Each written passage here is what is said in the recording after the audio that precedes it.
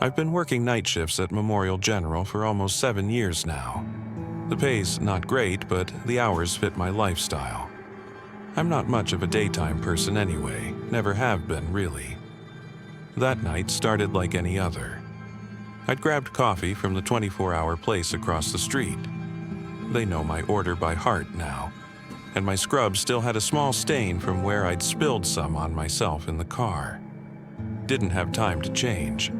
The hospital at night is different, quieter. Most patients sleeping, hallways dimmed, just the low hum of machines and occasional squeaking of shoes on the polished floor. You start to notice things during these shifts that day workers miss, like how certain rooms always seem colder than others, or how the old wing has that distinct smell no amount of cleaning can remove. I remember checking my watch when I got to the 4th floor. 2:17 a.m. My break was coming up soon, and I still needed to administer meds to 3 more patients. Mrs. Gonzalez in 401 was already done. Sweet old lady, always thanked me even when half asleep. The medication cart was unusually messy that night. Usually Diane, the evening nurse, keeps everything perfectly organized, but she'd called in sick. Her replacement was new. The labels were all there, but not in their usual spots.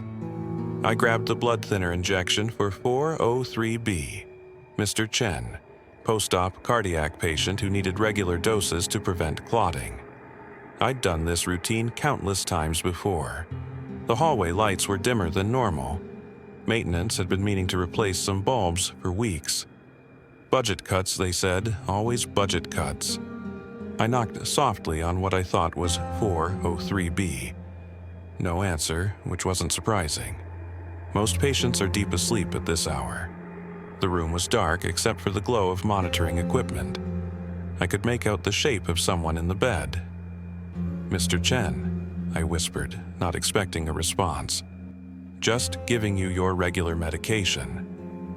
I checked the injection one more time. Heparin, high dose, exactly what was prescribed. I found a vein and administered the full dose efficiently. Something felt wrong immediately. The chart wasn't hanging on the end of the bed where it should be. That's always our protocol. Always. I reached for the light switch, my fingers suddenly cold despite the warmth of the hospital. The fluorescent lights flickered on and my stomach dropped. Room 403A, not 403B. This wasn't Mr. Chen. This was Ms. Patel, admitted yesterday after brain surgery. The bright red warning on her chart, no blood thinners. I froze. For what felt like forever, I just stood there, unable to move. Then training kicked in. I hit the emergency call button, started yelling for help. Everything happened so fast after that, the crash team rushing in, the doctor's face when I explained what happened, Miss Patel starting to bleed from her nose, her ears. "Internal hemorrhage," someone said. "Get her to the OR now." I was pulled aside by my supervisor, told to write everything down. My hands were shaking so bad I could barely hold the pen. The room numbers were so similar. The hallway was so dark. The medication cart was disorganized, excuses, all of them. Useless. They worked on her for hours. I sat in the break room, couldn't even cry, just numb. When the surgical director finally came to find me, I knew from his face. They couldn't stop the bleeding in time. Too much pressure on her brain stem. "Go home," he said. "We'll discuss this tomorrow." The next day, something was different. The charts showed Miss Patel had died from complications of surgery. No mention of medication error. Her original chart had disappeared completely. My supervisor called me into her office. "These things happen in hospitals," she said, not meeting my eyes. "No need to mention specific details in your report." I knew what she was saying. Cover it up. Pretend it never happened. For weeks, I did what they asked. Kept quiet, couldn't sleep, couldn't eat. Then, I found out about the other errors from an orderly who'd been there longer than me. This wasn't the first time. 6 months later, I finally went to the Patient Advocacy Board with everything I knew. The investigation is still ongoing. Memorial General is now under intense scrutiny, and several administrators have been suspended. I don't work there anymore. I don't work anywhere in healthcare now. Some mistakes you can never make right.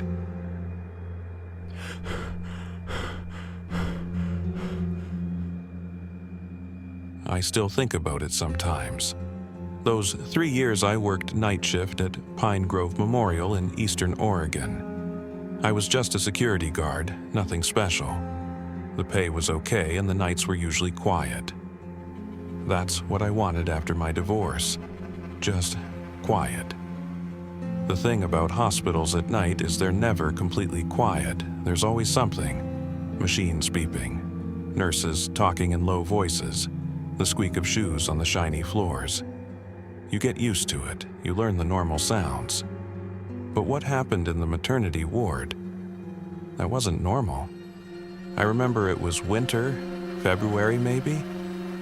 My car's heater was broken, so I had to drive to work with 3 layers on. Small stuff like that sticks in your memory when something big happens. I started bringing those heat packs for my hands because the security desk was always cold.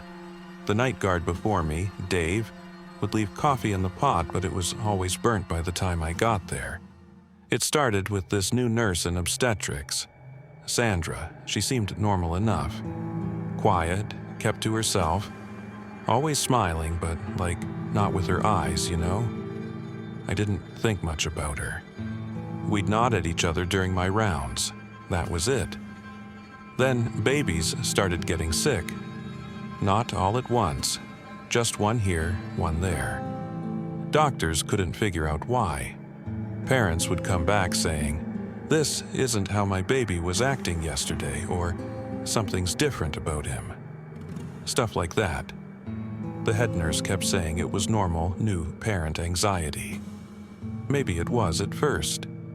One night, I was doing my 2 a.m. rounds when I saw Sandra walking real fast from the nursery to a supply closet. She didn't see me. Something felt weird, so I waited. She came out without anything and went back to the nursery. She looked excited, like she was holding in a laugh. I wouldn't have thought twice about it, except my buddy Jake, who worked day shift, mentioned she did the same thing when he was on duty. We talked about it in the parking lot while I was scraping ice off my windshield. Just casual talk, you know? Nothing serious. Then came the night everything broke open. 2 families were screaming at the nurse's station. Their babies had been tested for something routine, I don't remember what, but the DNA didn't match the parents. Both families. The hospital thought they'd mixed up the babies. But here's the thing that got me. I checked the security tapes myself. There was no mix-up. The babies never left their mother's sides except for the nursery, and the tags matched.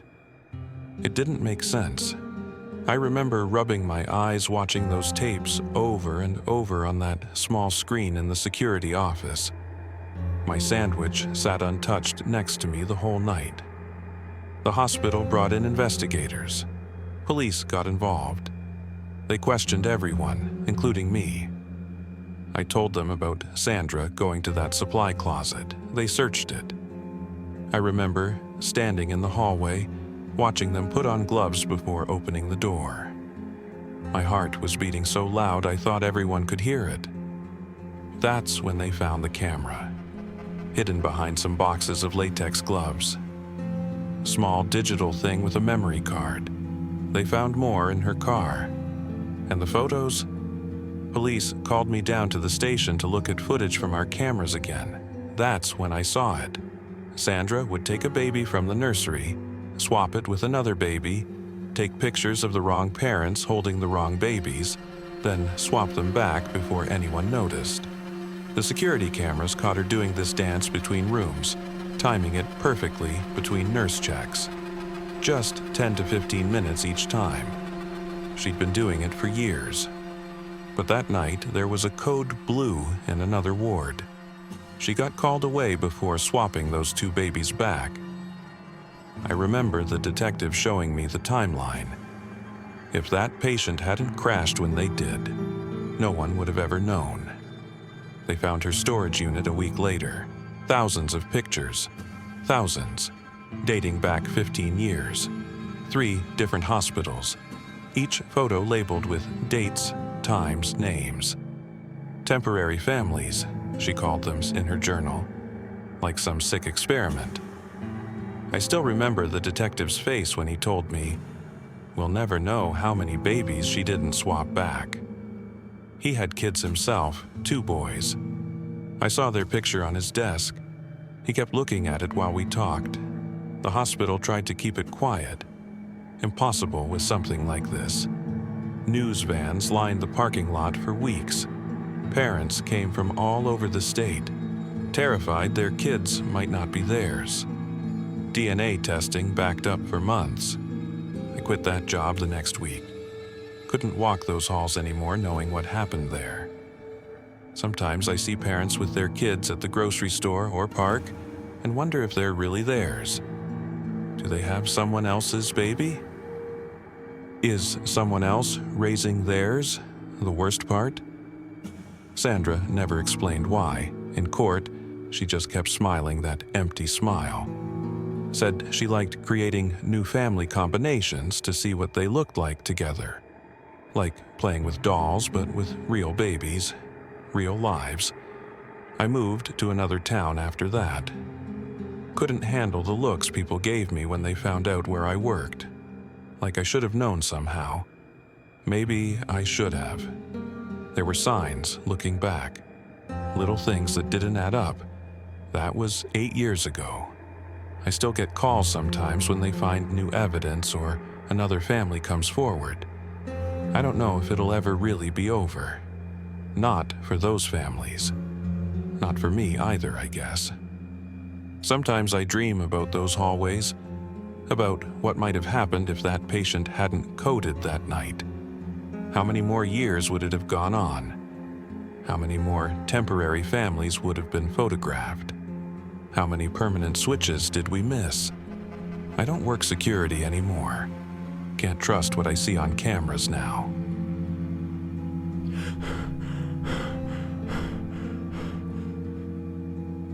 I don't usually share this story with people.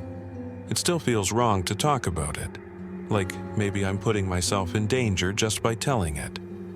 But it's been eating at me for almost 2 years now, and I need someone else to know what happened. I used to work as an orderly at Mercy General Hospital.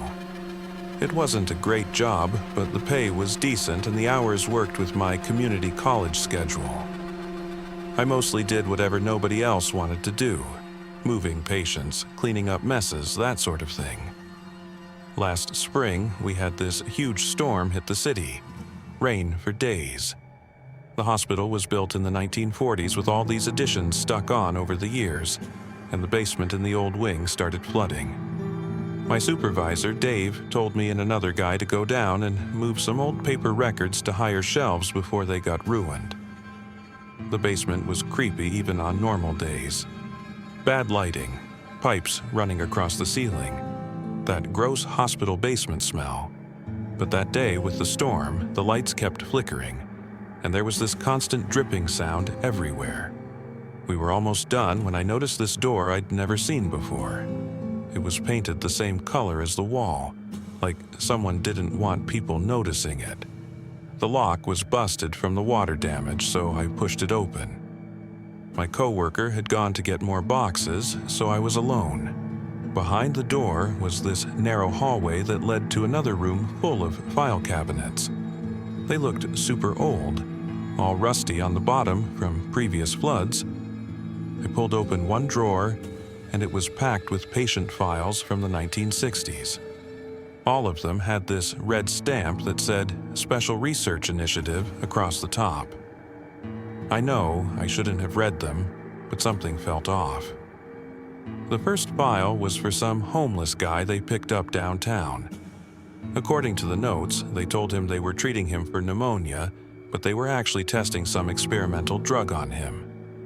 There were detailed notes about his reactions: vomiting blood, seizures, hallucinations. I opened more files, same pattern. Homeless people, mentally ill patients, people with no families, all being used as test subjects without knowing it. But the worst part was the follow-up section. The hospital had staff pretending to be social workers, checking on these people for years after they left, documenting long-term effects of whatever they did to them. Some files had photos. I wish I never saw them. I heard footsteps and quickly stuffed the file I was holding into my uniform. My supervisor was standing there, looking weird. "What are you doing in here?" he asked, but not like he was really asking. More like he was recording that he caught me. I made up some excuse about looking for more boxes. He just nodded and said to finish up and go back upstairs. The next day, I reported what I found to the hospital administrator. I thought I was doing the right thing. She thanked me and said they'd investigate. 3 days later, I was fired for accessing unauthorized areas and breaching patient confidentiality.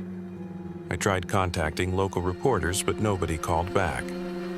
2 weeks after I was fired, I was driving past the hospital and saw fire trucks. There had been an electrical fire in the basement records room. Total loss, according to the news. A month later, the hospital announced they were demolishing the old wing due to structural concerns. Construction started immediately. I still have that one file I took. I keep it hidden in my apartment. Sometimes I think about scanning it, putting it online.